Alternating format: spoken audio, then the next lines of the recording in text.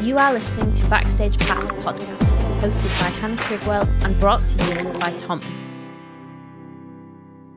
Welcome to a very special edition of Backstage Pass podcast. For the next 2 episodes, I'm really excited to be bringing you my ultimate highlights from this year's Winter NAMM show. NAMM stands for the National Association of Music Merchants, and this is a massive trade show where hundreds of musical instrument companies come together to share their latest product releases and prototypes. Usually this happens in Anaheim, California, but due to the recent global events, the Winter NAMM show was cancelled, and in its place is the NAMM Believe in Music show, which is happening via live stream online. So this is kind of interesting for me because it's my first experience of NAMM, and it's very different to what NAMM is usually like. This year's virtual NAMM kicked off on Monday with an incredible modular synth set from Sarah Longfield in collaboration with Hoser, and this set really got me hyped up for the rest of NAMM. The website's really cool. You can go into different rooms, you can see brands presenting their latest products, you can see artists doing their thing live, you can chat to other attendees. There's so many demo review videos and so many talks that I want to see.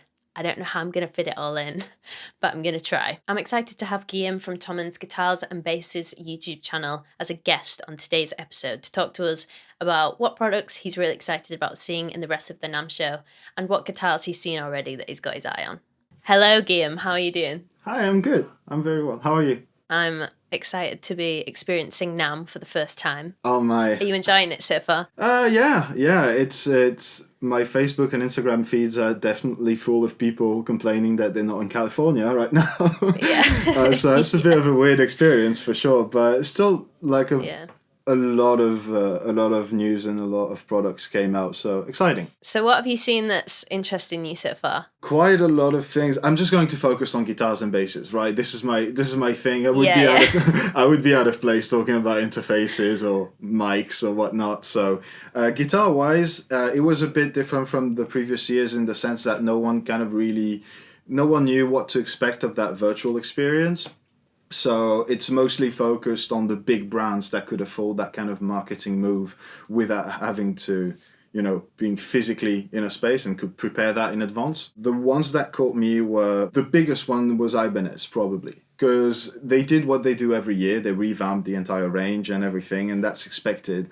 But they also signed a number of really, really great artists this year. And so Larry Basilio, she's a Brazilian guitar player, monster guitar player. She's the nicest person as well, and she got her signature model, the LB1. Oh, nice. In violet, and it's gorgeous. The other big one, and that one was much more of a surprise because we never have associated it with Ibanez as much, but that was Josh Smith and his signature model, the Flat 5-1, and yeah, just a lot more vintage kind of instruments, something that's, again, that you don't associate with Ibanez at all, and I think that's a really, really smart thing and a really great guitar to come. So that was definitely exciting. PRS signed Mark Liccieri, and I am so happy about this. He's the most deserving person to ever get a signature guitar, which is the Fiore. It's going to come in 3 colors. It's a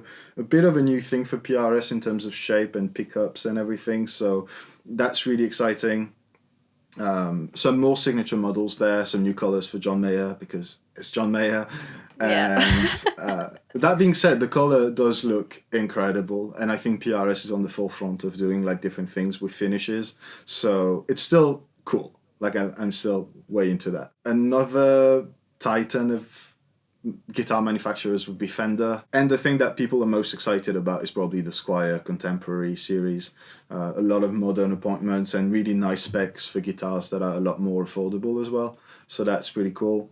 Some anniversary models, some ultra luxe things at higher price points. But these are more like collector's guitars. They're not the guitars that are going to end up in most people's hands. So I think that Noventa series and Squier Contemporary are definitely interesting. I'm curious to try them out. Did you see the demo of the Takamine Blue Rose guitar? I've seen that, yes. I think last night. I can't remember. Like, it's all washing together and just like. But yeah, I saw the demo and it just sounded like so beautiful. I mean, I'm a big fan of acoustic guitars anyway, but I was like, ooh, nice. Yeah. And then, is it the guitar? Is it the mic? It's hard to tell, isn't it, through a video? You don't really know. And the thing is, it's a different experience in that sense as well, because people would usually, like brands would usually just bring their products and the videos would be made by, you know, the content makers, the YouTubers, and so on the showroom, and that would be very noisy. That would usually not be high quality or anything. So it's nice to see these announcements being like properly made and like studio recordings of the instruments and show them off properly. I think it's a different thing, and it's definitely cool. But yeah, some of these videos, video announcements were just like that. That's a movie. That's movie production. Yeah. There was some like guitar. I think it was like a carbon fiber guitar holder. Yeah. I can't remember who it's by, but I remember the video being like a blockbuster advert for like an action film, and it was just like... We definitely got used to another type of NAMM content, so that's new, and that's more along the lines of what you'd see for people who release products throughout the year and just have to, like, that one video to show off. Like the Larry Basilio model, like the announcement video was crazy. Like her walking into a garage when you see like shadows of the amp of the guitar, opening the case in slow motion with the latches and all, and pulling out that violet guitar is like, oh my god, this is a movie, and it's pretty cool. I dig it. I'm glad they managed to pull off that kind of a virtual event that still feels like. You know, you get on their website and you can go through sort of a virtual idea of what the showroom would have been like, and these doors open with the new products and you can kind of go through it, and I think that's a really cool sort of interface. And I really enjoyed it because it seems very like clearly set out, and alongside the stuff that looks like a film, there's also some content on there where like I was watching the Roadie 3 guitar tuner demo, and it was like automatically tuning a guitar into different keys, and you could hear the motors going round.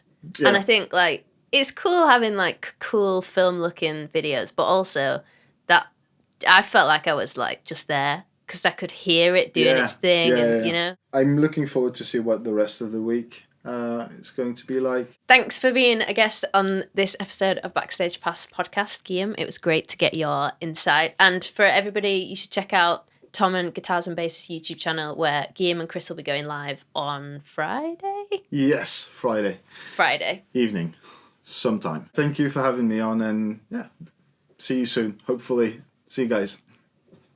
Thanks for tuning in to this episode. Be sure to hit subscribe and leave a comment to let us know what you think. And I will see you next time on Backstage Pass.